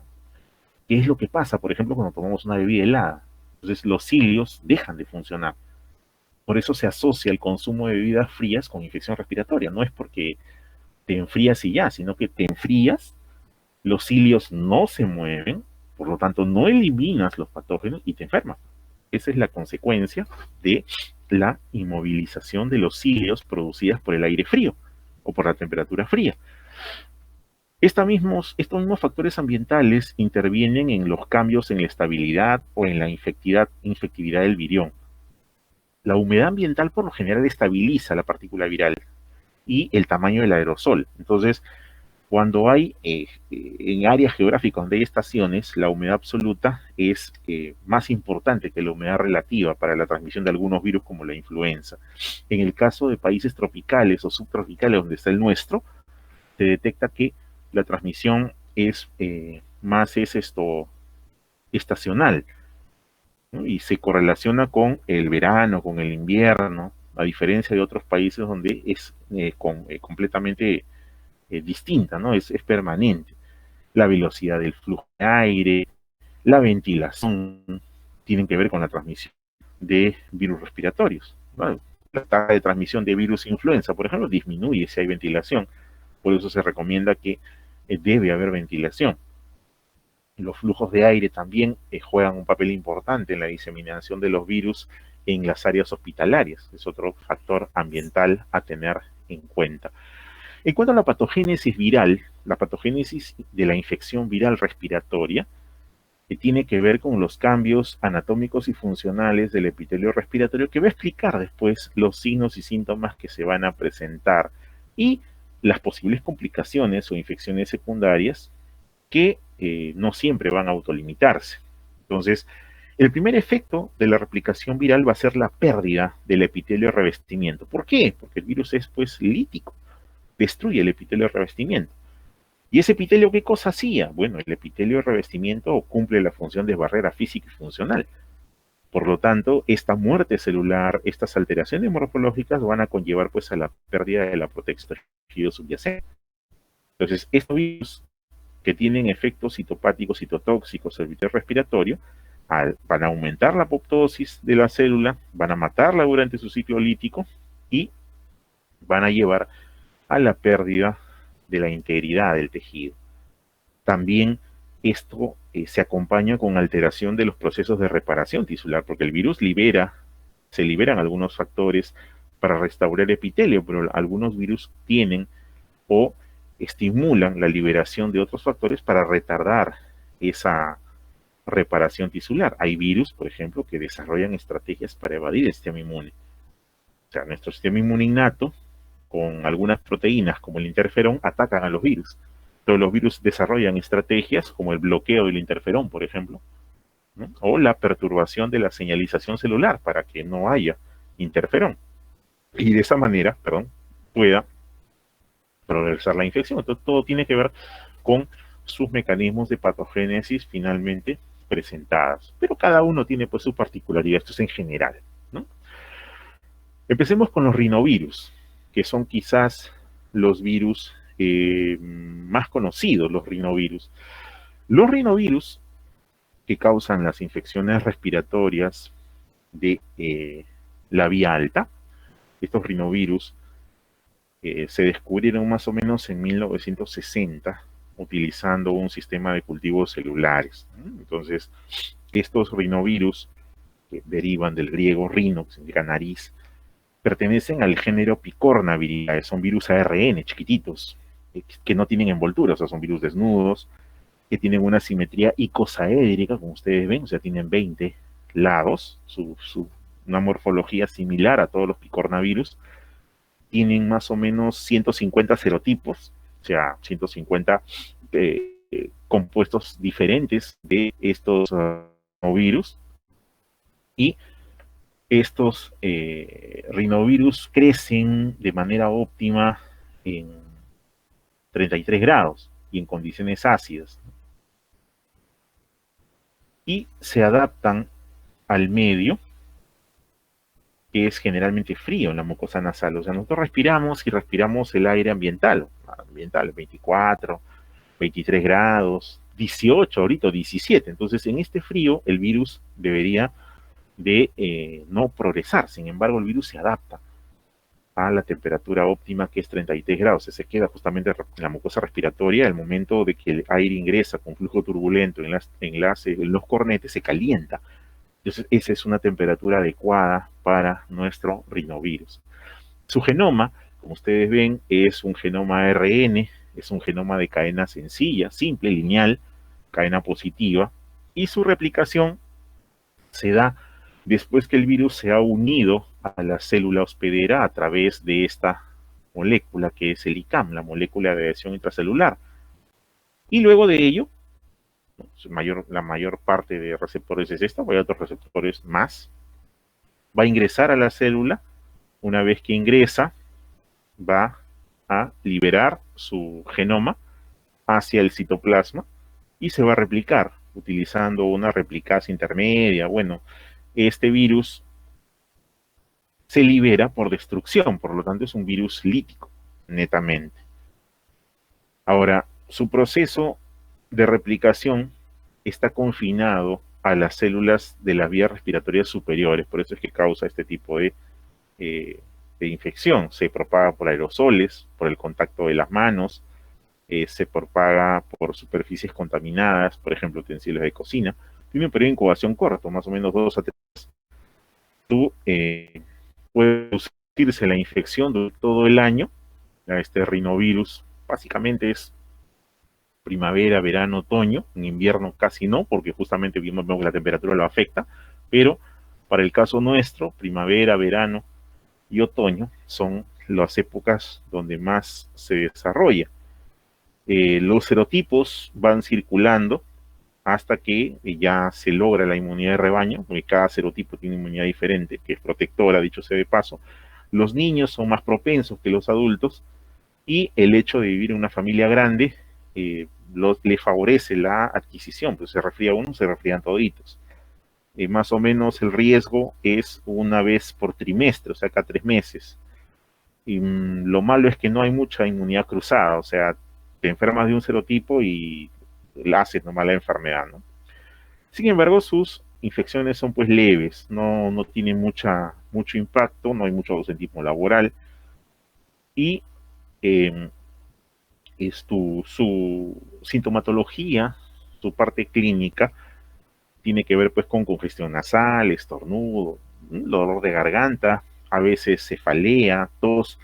Es raro que produzca fiebre y no deja casi secuelas graves, ¿no? Salvo en los pacientes en bronquitis crónica, donde sí la infección por virus o rinovirus puede desencadenar ataques e infecciones secundarias a veces, ¿no? Ahora, el epitelio que ustedes ven aquí, que el virus infecta y destruye, se va recuperando, o sea, con nuestro sistema inmunitario y la velocidad misma de replicación celular hace que el epitelio después de 7, 8, 10 días ya se regenere y la infección termina ahí, porque más o menos es lo que dura, ¿no? 7 a 10 días el resfrío común por rinovirus. Los adenovirus es otro importante, segundo grupo de importancia de producción de infecciones virales. Son virus que se aislaron en las adenoides humanas, por eso se llaman adenovirus. Causan enfermedades tanto en el aparato respiratorio como en los ojos. Más o menos el 10% de infecciones virales son por adenovirus. Pertenecen a la familia de adenoviridae, son virus ADN, a diferencia del anterior que ARN, estos son virus ADN, no son virus envueltos, son virus desnudos también. Tienen más o menos 50 serotipos humanos y puede replicarse al ingresar a la célula hospedera por endocitosis. Una vez que ingresa, se elimina la cápsula, más o menos como se replican todos los virus, ¿no? En este caso, como es DNA, va hacia el núcleo de la célula para poder replicarse. Ahora, este virus tiene una periodicidad que es anual. O sea, los serotipos son endémicos en las comunidades y se presentan pues todo el año, ¿no? Causan brotes de enfermedad respiratoria, causan brotes de conjuntivitis. Estos brotes contienen pues episodios en niños de edad escolar, con las fiebres faringoconjuntivales. En las piscinas, ¿no? Se adquieren también infecciones oftálmicas por este tipo de virus, que también causa infección intestinal, por ejemplo. Tiene otro tipo de presentación gastrointestinal, infecciones en los cuarteles, infecciones en las cárceles, ¿no? Son brotes que se presentan con este tipo de virus. Ahora bien, sus aspectos clínicos depende pues de la población a la que afectan. Por ejemplo, las infecciones respiratorias en los niños son las más comunes en las primeras etapas de vida, inclusive más que el rinovirus. Al menos la mitad de las infecciones es por adenovirus. Y los trastornos dependerán del tipo de virus. En algunos casos es leve, en otros casos puede haber congestión nasal, tos, puede haber neumonía en algunas especies de virus, ¿no? Pueden causar neumonía. Las epidemias en cuarteles militares, por ejemplo, causan también, es debido al hacinamiento, al estrés. En inmunodeprimidos, pacientes en fase SIDA o que reciben trasplantes también pueden hacer infecciones y graves que incluyen neumonía. La fiebre faringoconjuntival, que es fiebre más faringitis más conjuntivitis que se da en niños y adultos jóvenes, relacionada mucho con brotes, con piscinas, ¿no? Personas que practican natación, así que ahí se considera un foco de infección, sobre todo en piscinas públicas. Las queratoconjuntivitis epidémicas, que es otro tipo de presentación de estos virus, que en su patogenia, pues rara vez son letales, ¿no? Entonces, a pesar de que es difícil estudiarlo, han demostrado que rara vez son letales, sus efectos son sobre todo en el epitelio respiratorio, aunque hay una variante, como les digo, gastrointestinal, que vamos a ver un poquito más adelante. Luego está la estrella de la época, ¿no? El coronavirus. Los coronavirus son virus, pues, que pueden infectar no solamente al humano, sino también a las aves y a los otros animales. Las cepas infectan vía respiratoria, por lo general se confinan al epitelio ciliar de la tráquea, de la mucosa nasal y las células alveolares de los pulmones. Este virus pertenece pues a la familia Coronaviridae y al género coronavirus, hay otro género torovirus, que es el coronavirus el que nos interesa ahora, y que son virus, se les dice pleomórficos porque pueden tener varias formas, que tienen una envoltura que posee dos capas, una interna y una externa.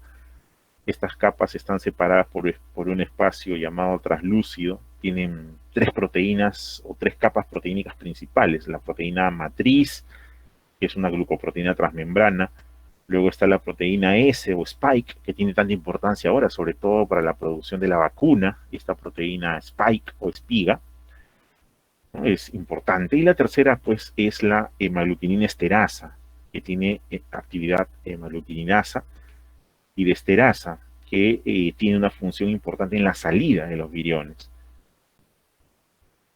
El genoma de este virus es pues ARN, es un ARN de cadena simple, cadena positiva, y su replicación empieza con la unión del virus al receptor de células Hospedera, que en este caso es principalmente la enzima convertidora angiotensina de tos.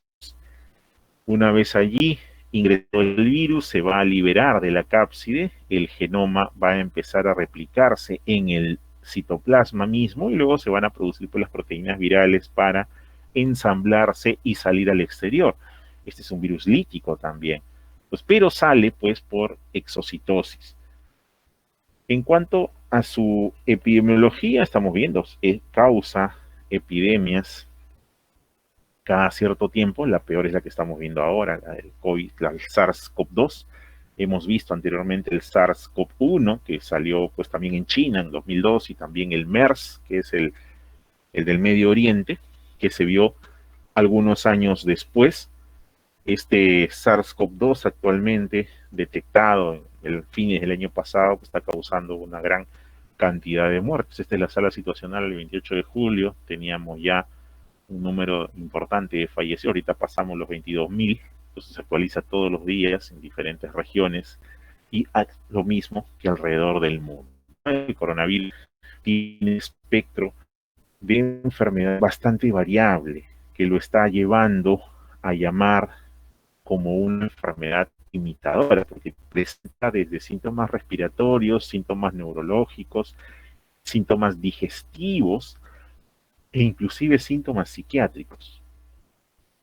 Entonces su presentación, que es bastante variada, hace que muchas veces sea difícil diagnosticarlo. Si bien es cierto, los síntomas más comunes son la fiebre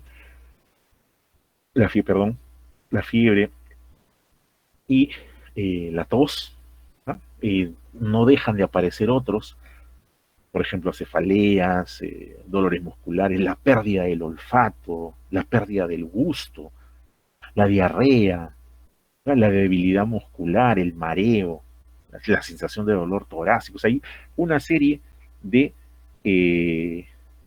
eventos relacionados con la patogenia de este virus respiratorio coronavirus, que tiene pues un periodo de incubación que va de los 2 hasta los 9 días, un malestar que puede perdurar 2, 3 semanas, dependiendo del tipo de infección y de la carga viral que se produce en este caso. Este virus es capaz de replicarse en las células de las vías respiratorias superiores solamente, pero el problema viene por la reacción inmunitaria. O sea, la reacción de hiperinflamación que desarrolla este virus es importante y por eso es que se produce todo el cortejo sintomático que acompaña a la presentación de los casos graves de este virus, por eso que tiene esa mortalidad, ¿no? Eso es lo que sucede con el coronavirus tan estudiado hoy en día. El virus de la influenza, que estuvo de moda hace unos 10 años menos, el de la porcina, y que también ocasionalmente causa algunos problemas, es un virus que tiene la característica de tener el genoma segmentado. O sea, los virus que hemos visto hasta ahora tienen un genoma continuo, una sola hebra, de simple o de cadena doble, o de ADN o RNA, pero en este caso el genoma es segmentado. Entonces, eso le da cierta característica al virus de la influenza que se ha asociado muchas veces, desde que se conoce la influenza, con una influencia maligna, le decíamos, sobrenatural. Por ejemplo, en el Renacimiento, en la Edad Media, eh, se vinculaba la aproximación de las estrellas con los brotes en la ciudad y por la influencia de las estrellas le dieron el nombre justamente de influenza, de italiano. En el siglo XVI se le decía a esta infección el recién llegado, porque daba pues brotes epidémicos grandes. Entonces, eh, antes del SARS-CoV-2 se decía que esta influenza pues era la última gran peste no controlada por el hombre. Ya sabemos que ahora es el SARS-CoV-2. Y esta capacidad del virus de tener esta propiedad, mejor dicho, de tener el genoma segmentado, le da la capacidad de poder eh, hacer algunas variaciones con su genoma y con la expresión del mismo. Entonces se habla de un drift antigénico cuando el virus varía algunos antígenos de su composición o un reordenamiento completo de sus genes, a lo que se llama el shift antigénico.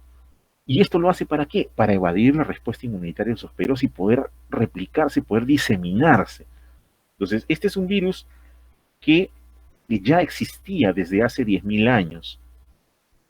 O sea, cuando ya cruzó la barrera de especie, porque era un virus de aves, pero por el contacto cercano cruzó esa barrera hacia los humanos, la gripe aviar de allí. Entonces, más o menos existe pues evidencia de la famosa gripe española, que se llamó así porque se detectó en España, pero en realidad mató más gente en otros lugares, más o menos 50 millones de personas. Esta, en la primera parte del siglo XX, produjo más muertes que la Primera Guerra Mundial. Entonces, esta influenza pertenece al grupo de los ortovirus. Los ortomixovirus, la familia Ortomixoviridae, eh, viene pues del griego mixo significa moco, refleja la capacidad de estos virus para atacar a las mucoproteínas de la superficie celular, orto, que significa verdadero o regular, y que se utiliza para distinguir a los paramixovirus. Estos virus tienen 4 géneros, cuya distinción serológica se basa pues en los antígenos de matriz y en las nucleoproteínas. Entonces tenemos al virus de influenza A, virus de influenza B, virus de influenza C y un cuarto virus que se llama virus tipo Togoto, que no infecta a humanos, no se estudia, pero de estos el virus A y B pueden infectar humanos. El C muy raro que lo haga, pero el A y el B sí. Y hay diferencias significativas entre ellos. Entonces vamos a estudiar más el A y el B. En el caso del A, se van a nominar, se le va a dar nombre de acuerdo a la combinación antigénica entre sus proteínas de filamento externo, hemaglutinina, neuraminidasa, el H de hemaglutinina, el N de neuraminidasa. Actualmente existen 16 tipos de hemaglutinina y 9 tipos de neuraminidasa que se pueden combinar entre ellos. Sin embargo, se ha demostrado que Los virus que tienen H123 o N12 son los que infectan a humanos. Los aviares generalmente son H5 y suelen infectar al hombre, pero no se transmiten de persona a persona, a diferencia del H123 o del N1N2 que sí se transmite de persona a persona. Entonces estos virus son más o menos efectos, como pueden ver en la imagen, tienen un diámetro de hasta 200 nanómetros, tienen una envoltura lipídica con filamentos que se proyectan hacia la parte exterior, eso se ve al microscopio electrónico. El 80% de esos filamentos tiene hemaglutinina, el resto tiene neuraminidasa. La hemaglutinina es una glicoproteína en forma de bastón, ¿no? Aquí vemos a la hemaglutinina. Es un trímero, en realidad. Fue la primera que se identificó porque tenía capacidad de aglutinar eritrocitos, de ahí su nombre, hemaglutinina. Pero se sabe que también cumple funciones en la adhesión y el ingreso de las células del virus al hospedero, ¿no? Así como en su grado de virulencia. Mientras que la proteína NA o N es una proteína que puede eliminar el ácido neuramínico, el ácido siálico de las proteínas receptoras, de ahí que tenga actividad de enzima. Y su función principal está relacionada pues con la liberación de virus de las células, o sea, con la liberación de los viriones. Hay otras moléculas como la molécula M2, que es la que penetra la membrana lipídica del virus para formar canales iónicos que permitan la entrada de protones al virión durante su replicación, y algunas enzimas como las transcriptasas, por ejemplo, de ARN, que hacen que este genoma, que tiene 8 fragmentos, genoma segmentado de 8 fragmentos de cadena sencilla, pero de sentido inverso, puedan pues empezar su ciclo de replicación, el mismo que empieza cuando los viriones se fijan a los receptores específicos de la membrana celular, que generalmente son receptores de ácido siálico. Estos viriones, como ustedes ven, ingresan por endocitosis y son transportados en vacuolas que van a llamarse endosomas, donde el pH ácido va a inducir a una modificación en la estructura de la aglutinina y va a inducir a un proceso llamado secuencia de fusión. Entonces, en ese momento, los protones atraviesan el canal iónico de la proteína M2 y van a causar que se libere la proteína M1. De esa forma, se va a lograr liberar el genoma para ingresar al núcleo. Este es un ejemplo de virus que es ARN, pero que ingresa al núcleo, ¿no? Entonces no es lo clásico que hemos visto hasta el momento. Y a partir de ahí sigue su segmento de replicación utilizando una endonucleasa para dividir nucleótidos, empezar a formar las partes de replicación viral, y los viriones resultantes se van a ensamblar en la membrana superficial de la célula hospedera para finalmente ser liberados por proceso de gemación, donde van a intervenir tanto la hemaglutinina como la neuraminidasa para cortar el ácido siálico, evitando la agrupación viral y para que la célula libere viriones individuales y no se cristaliza. Entonces, este ciclo es un ciclo lítico, por lo tanto muchas células van a morir, pero en algunos otros casos se puede permitir varios ciclos de replicación sin dañar a la célula. Ahora bien, ¿cuál es la importancia de este virus de infección respiratoria? Justamente la ocurrencia del drift y del shift. El drift, llamado también variación o cambio menor, es capaz o se realiza en los virus de influenza A cuando estos pueden cambiar, digamos, la antigenicidad de su estructura.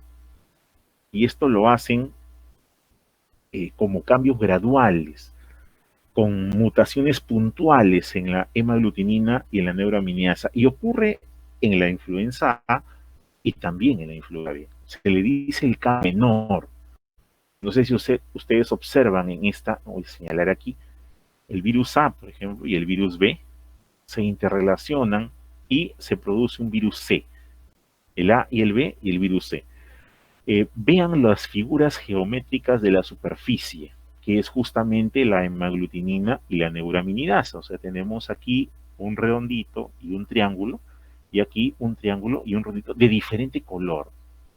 ¿Ok? De diferente color. El color está asociado con la estructura, la composición, y la forma con la manera en que estos componentes están agrupados. Entonces, vean que se mantiene el color moradito que tenía este virus A. Sin embargo, la forma ya no es triangular, sino es redonda. Y en el caso del B, al combinarse, hereda la composición azul, pero ya no es redondita, sino es otra figura. Entonces, a eso se le llama shift antigénico, ¿sí? Variación antigénica. Y por otro, perdón, drift. Y en el otro caso está las variaciones que ocurren pues en segmentos mayores que van a conducir justamente a la presentación de estos eventos epidémicos que se han presentado pues con el caso de la influenza A, episodios conocidos en 1918, que es la gripe española, en 1957, y otros eventos que aparecieron a lo largo de la historia, el último, el H1N1, que fue 2009-2010. Entonces, esta influenza puede causar un espectro de enfermedad variable. Esta influenza puede causar, aparte de ocasionar pandemias, puede presentarse como influenza no complicada, la cual se resuelve más o menos en 10-15 días con compromiso del epitelio nasofaringeo y traqueal, y también puede causar eventos de neumonía, compromiso bronquial y alveolar, además de la presentación pues, de necrosis pulmonar, aumento de infiltración de leucocitos, presencia de edema, liberación de especies reactivas de oxígeno, y lo que termina matando a los pacientes son pues las complicaciones producidas por la reacción del sistema inmunitario. Entonces, la influenza, al igual que el coronavirus, produce síntomas en diferentes órganos y sistemas por su diseminación. O sea, no solamente es respiratorio, sino también puede producir síntomas neurológicos, fiebre, cefalea, confusión, gastrointestinales, náusea, vómito, diarrea, musculoesqueléticos, mialgia, fatiga, y de complicarse, estas complicaciones pues van por el lado de las convulsiones febriles, el síndrome de Reye, las meningitis, el síndrome de Guillain-Barré, pericarditis, miocarditis, otitis media, Krupp. En el caso de la gestante, puede haber aumento de la mortalidad perinatal, disminución del tamaño neonatal, bajo peso al nacer, puede producir rabdomiolisis. O sea, hay una serie de complicaciones asociadas con estas presentaciones clínicas. Por otro lado, el virus sincitial respiratorio es otro tipo de patógeno viral. Este virus sincitial respiratorio pertenece al grupo de los paramyxovirus, es del mismo grupo del sarampión. Este virus es un virus con genoma ARN de cadena sencilla, cadena negativa, y con una nucleocápside de simetría helicoidal. Este virus sincitial respiratorio tiene una envoltura que es bastante frágil. El virus puede observarse por esta envoltura distorsionado, a veces roto en microscopio electrónico, pero destaca la presencia de algunos polipéptidos estructurales, que son glucoproteínas HN, ¿no? Las glucoproteínas HN. También están las glucoproteínas F, que son aquí las que llaman la atención porque son las proteínas de fusión, las que sirven para unirse a la célula hospedera. Están las proteínas de matriz, que son proteínas ya de ubicación interna que intervienen en el proceso de replicación y transcripción, lo mismo que las proteínas P, la proteína N, las polimerasas L, entre las principales. Pues este virus, con este tipo de genoma, tiene pues una estrategia de replicación típica de virus ARN. Ya lo hace en el citoplasma celular, principalmente con intervención del retículo endoplásmico, el Golgi, para producir pues partículas virales ya completas y su salida por gema. Epidemiológicamente, este virus sincitial respiratorio tiene una presentación, aquí está, estacionaria relacionada con los meses de invierno, primavera y el inicio del verano, o sea, temperaturas frías. Estos virus se transmiten por secreciones respiratorias infectadas, se transmiten por contacto directo, se pueden transmitir por fómites, por ejemplo, la ropa de cama. La edad predilecta para este virus son lactantes hasta los 6 meses de edad. De hecho, es el patógeno más importante de los lactantes menores de 6 meses.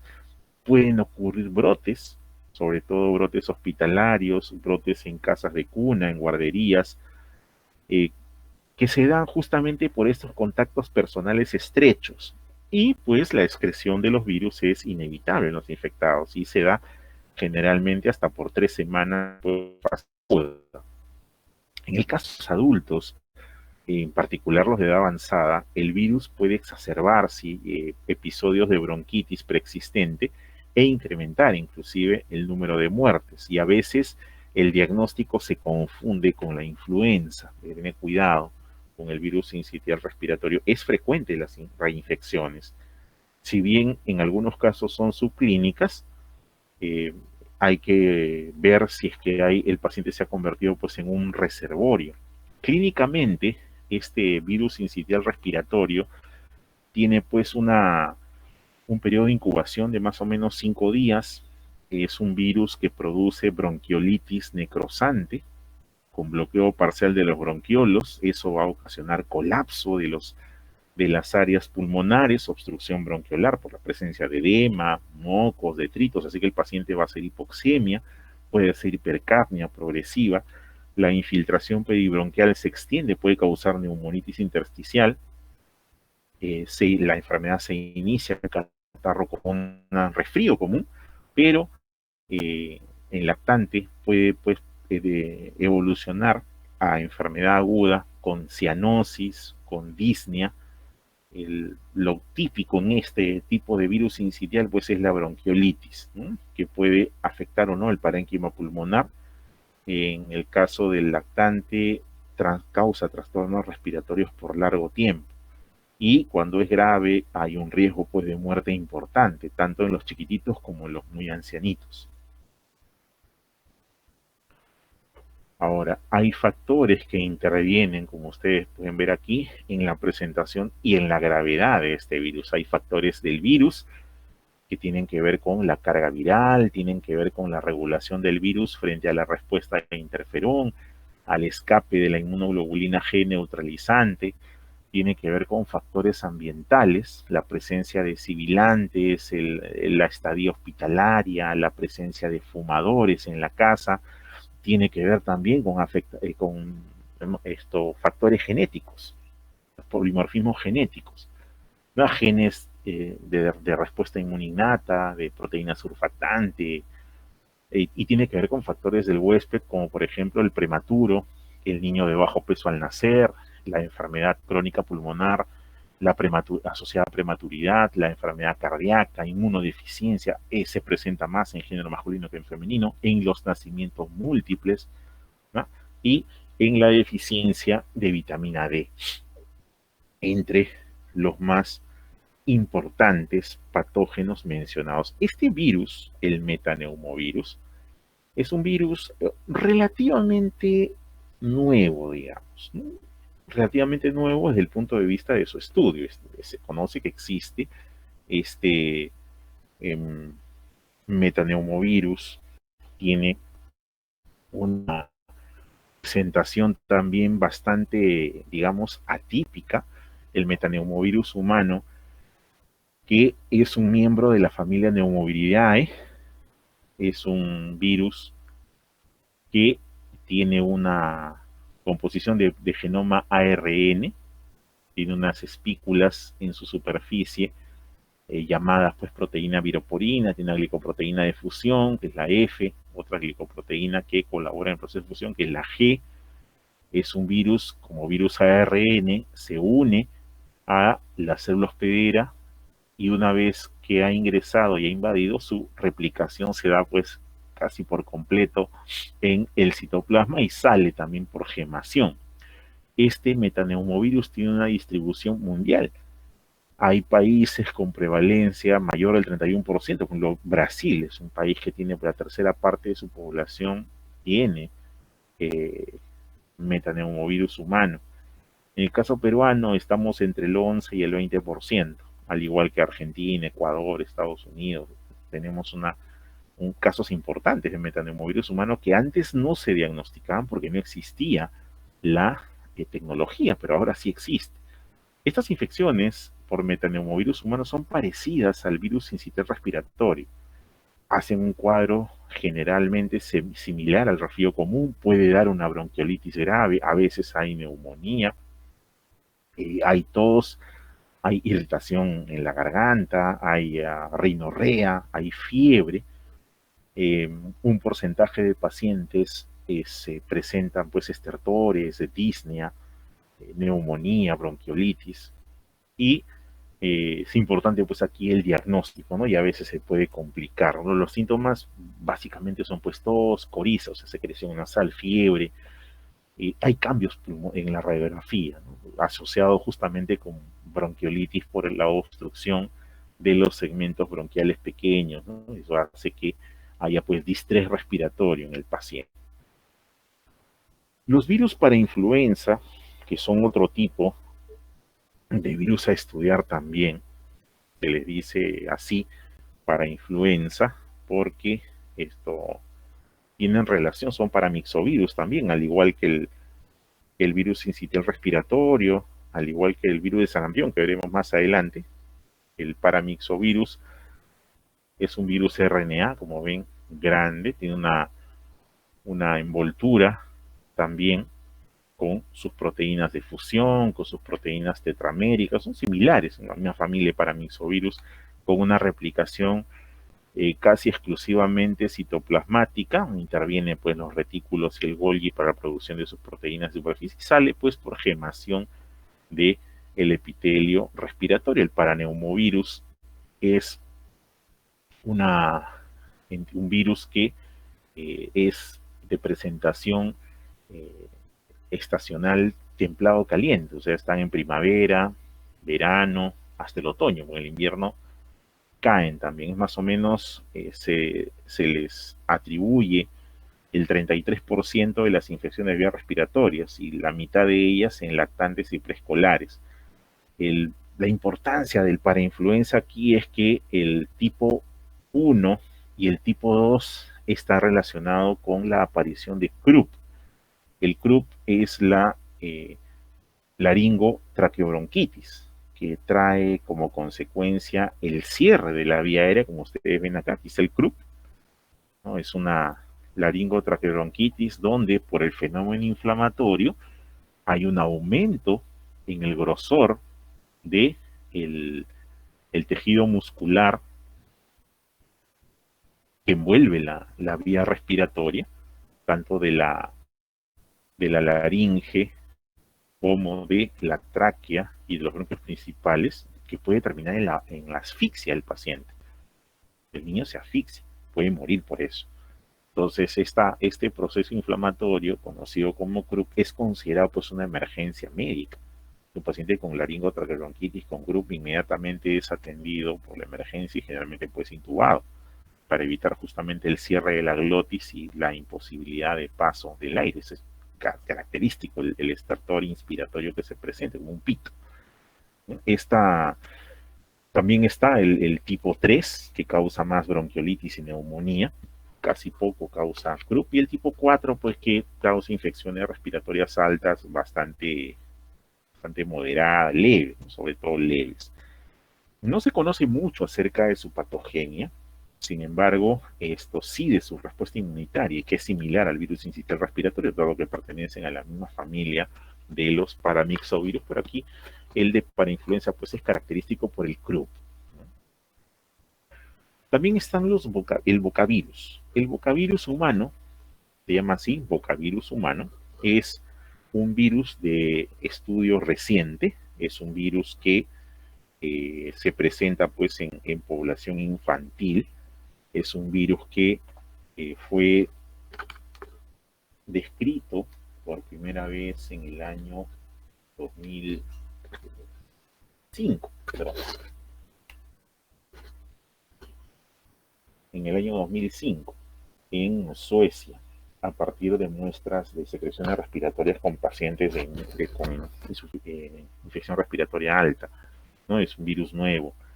Luego ya se hizo estudios más extendidos, se le atribuye más o menos el 5% de las infecciones respiratorias. Este bocavirus pertenece a la familia Parvoviridae, es un virus pequeño que tiene un genoma ADN lineal de cadena sencilla y que se replica en células respiratorias. No se ha encontrado todavía un modelo para poderlo hacer en cultivo, en laboratorio, pero esto no se conoce todavía todas las células que son susceptibles, más o menos las respiratorias, pero también las células progenitoras eritroides. Este virus epidemiológicamente se ha encontrado como virus prevalente en secreciones respiratorias de niños de todo el mundo, y el mayor grupo afectado son los niños menores de 2 años. Se ha encontrado durante las fases tempranas de infección respiratoria aguda, pero también en periodos prolongados. No se sabe, se postula que puede afectar también a los animales, perros, vacas, pero hay una serie de estudios para poder relacionarlo con infecciones adicionalmente. Clínicamente, los bocavirus no tienen un cuadro clínico, digamos, característico, pero sí se ha encontrado la presencia de afectación eh, pulmonar con presentación, pues como ustedes pueden observar aquí, de neumonía bronquial, enfermedad intersticial relacionados con asma, bronquiolitis obliterante, entre los principales. Es un virus que todavía se está estudiando, ¿no? Pero sí puede afectar, de hecho, la vía respiratoria baja. Las infecciones del tracto gastrointestinal son pues un grupo de patógenos virales reducidos, pues no son muchos, hay 2 o 3 que vamos a estudiar, algunos que vamos a referir solamente.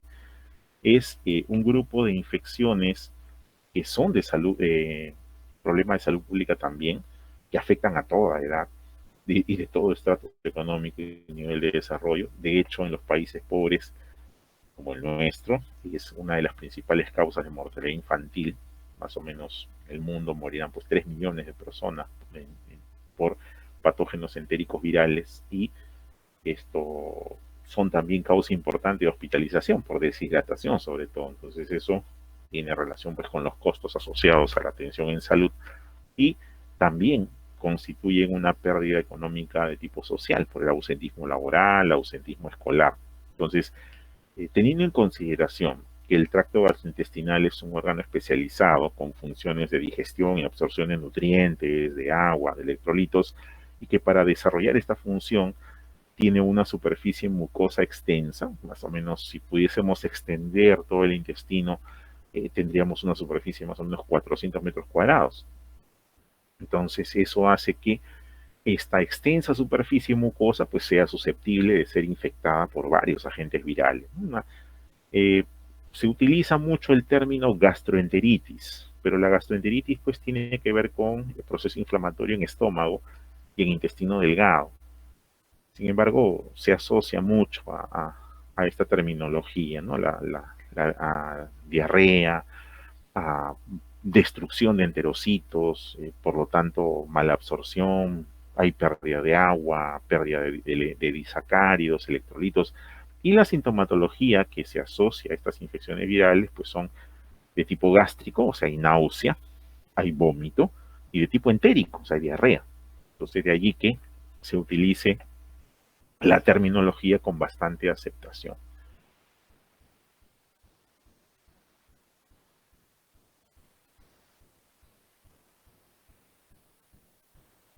A mediados del siglo pasado se pudo cultivar algunos agentes virales en muestras de materia fecal, por ejemplo los Coxsackie, pero no fue sino hasta 1972 donde el microscopio electrónico más o menos en esa época el microscopio electrónico ayudó a poder identificar algunos otros patógenos virales, como por ejemplo el virus Norwalk, que vamos a ver, el rotavirus, que es el más importante, ¿no? Así como unos otros patógenos como los adenovirus, entre otros. Entonces, el- la presencia de sintomatología, aparte del dolor abdominal, náusea, vómito, diarrea, son clásicos en estos, ¿no?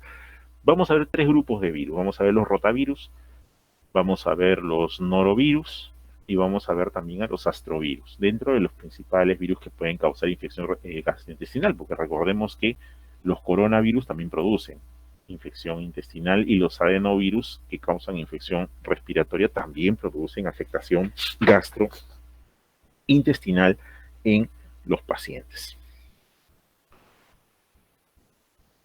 Ahora, la estructura del aparato gastrointestinal, del sistema gastrointestinal, también tiene sus propios elementos de defensa y que son bastante especializados, por cierto. Estos elementos de defensa del sistema gastrointestinal tienen que ver con la estructura de el mismo. Hay un epitelio que está organizado, que tiene una estructuras de unión, que tiene las placas de Peyer, por ejemplo, como factores de protección. Estos mecanismos de defensa también desde el punto de vista funcional tienen que ver con factores tanto físicos como químicos que en realidad son hostiles a los agentes virales. Por ejemplo, los movimientos peristálticos pueden inducir a la diarrea, lo mismo que al vómito, para poder eliminar la presencia de los agresores. A medida que aumenta la velocidad de flujo del contenido intestinal, disminuye la probabilidad de que la agente pueda proliferar en la luz del intestino. Entonces, este mecanismo, si bien es cierto, es más útil para bacterias que para virus, esto es válido, ¿no? La estructura de las células de la mucosa entérica es lo suficientemente imbricada, o sea, tiene microbiosidades que permiten constituirse en barrera protectora. Existen en la mucosa una serie de mecanismos no específicos, como por ejemplo polímeros glucosídicos, glucoproteínas, algunos mecanismos activos como las defensinas, que protegen la entrada de agentes infecciosos. Y el sistema inmune se activa pues cuando estos primeros elementos de defensa pues, han fracasado. Debajo de la membrana basal del epitelio entérico están pues los linfocitos intraepiteliales, están los folículos linfoides, placas de Peyer, que contienen además linfocitos T y B. Hay en la mucosa inmunoglobulina secretora. Así que estos patógenos entéricos van a poder acceder a las células de la mucosa y atravesarlas utilizando mecanismos como por ejemplo el acceso a las lesiones presentes en la mucosa intestinal, úlceras por ejemplo, la entrada directa a los enterocitos en algunos casos o utilizando a las células M, que son unas células especiales cuya finalidad es otra y estos virus se aprovechan de ellas para poder ingresar dentro de la estructura de nuestro sistema o nuestro aparato inmunitario. Ahora, las vías de transmisión relacionadas con esta patología son principalmente la orofecal, o sea, la parte de transmisión orofecal por ingesta de alimentos, de agua contaminada, es la principal, digamos así. Sin embargo, los virus también se pueden transmitir de manera directa de persona a persona, los rotavirus, enterovirus, por ingesta de agua o alimentos contaminados o por contacto oral con fómites, o sea, objetos inanimados contaminados. Los virus alcanzan altas concentraciones en la materia fecal, en el caso de los rotavirus. Se ha encontrado que también podrían utilizarse otras vías como la vía aérea. Sin embargo, es lo más frecuente pues la vía fecal oral. Ahora, una vez que llega a las células hospederas, el agente infeccioso pues debe resistir todos los ambientes hostiles que hay en el tracto gastrointestinal, por ejemplo el pH del estómago, la bilis, las enzimas proteolíticas del duodeno. Entonces, eso hace que estos agentes causantes, virales causantes de gastroenteritis tengan pues un ciclo de replicación que involucre animales y hombres muchas veces, ¿no? Para poder lograr una estabilidad en el medio ambiente hídrico para lograr estabilidad físico-química y resistencia a la desnaturalización de la causada por el, los factores humanos. ¿Qué factores de riesgo están presentes para adquirir infecciones virales gastrointestinales? Bueno, el principal factor de riesgo es el contacto con personas que tienen gastroenteritis. El, el hecho de que la persona afectada manipule los alimentos es otro factor de riesgo. La higiene en el ambiente domiciliario, la edad, por ejemplo, el rotavirus es más frecuente en la infancia. El otro grupo que vamos a ver, que son los calicivirus, son un poquito más de los ancianos. Las personas mayores tienen mayor riesgo de deshidratación. Los pacientes con bajo peso al nacer y de género masculino son los que más se hospitalizan. El nivel socioeconómico también está asociado a la higiene y al saneamiento ambiental. Entonces, el rotavirus que se adquiere de manera muy precoz, sobre todo en países en desarrollo, al año de edad, más o menos 95% de niños ya tienen anticuerpos. Mientras que en los países desarrollados la infección se adquiere entre el 1 a 3 años. Esta inmunodeficiencia también están relacionados con cuadros más agudos, inmunodeficiencia primaria o secundaria, y la quimioterapia asociada a trasplante, por ejemplo. También son se constituyen factores de riesgo para este tipo de presentación de infecciones gastrointestinales por virus. Veamos entonces los tres grupos que hemos mencionado. Empezamos con los rotavirus. Los rotavirus, que le dice así por la apariencia que tiene el virus al observarlo en el microscopio, estos rotavirus que pertenecen al grupo de los reovirus son son virus que tienen forma de rueda, de ahí el nombre de rota, ¿no? Tienen una doble cubierta en su cápside, tienen numerosos rayos, timón de barco también le dicen, ¿no? Rueda, timón de barco, por esas radiaciones que tienen estas proteínas que van hacia el exterior. Es una forma de presentación en la forma de estos virus. Sus núcleos son icosaédricos, por lo general, tienen una proteína estructural que es la BP2, es importante en su, en su composición, esta proteína BP2, y también tienen una transcriptasa que se llama BP1, que es la RNA polimerasa, que está presente en el core del virus, la transcriptasa o BP1. Las otras proteínas, BP3, BP4, BP7, también forman parte de la cubierta del virus. Es un virus ARN.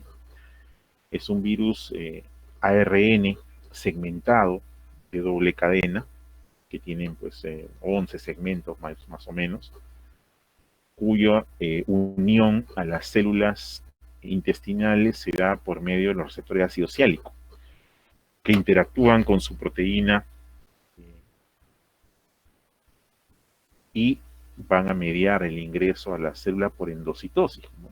Se endocita en el endosoma por cambios en el pH, se va a liberar la envoltura y luego se liberará pues la cápside para liberar finalmente el genoma. Al ser un genoma ARN, su replicación es citoplasmática y luego pues de su ensamblaje va a ser liberado por exocitosis, pero esto es un virus lítico, así que va a causar la ruptura del epitelio del intestino. La distribución de este rotavirus es mundial también. O sea, no hay zona del mundo donde no tenga casos de rotavirus, ¿no? En algunos países, pues, con mayor incidencia que en otros. En el caso nuestro, estamos en el promedio de presentación de estos virus, que por la presencia de la sintomatología, diarrea, vómito, están relacionados pues con el verano, ¿no? La propagación es básicamente fecal oral. Sin embargo, estos brotes pues son comunes en instituciones como las casas de cuna. Pues, basta que un bebito tenga la guardería y todos tienen, lo mismo que en los jardines de infancia, en los colegios, y en los lugares de cuidado de adultos mayores. Lo malo es que este virus es resistente a los desinfectantes químicos. O sea, a pesar de que usemos algunos desinfectantes, el virus resiste y se esparce con facilidad, sobre todo cuando hay higiene. El- Pueden causar muerte, sobre todo de los lactantes. En el caso de la transmisión, a veces son los parientes o el personal de la salud, las manos, el que transmite los virus a los lactantes.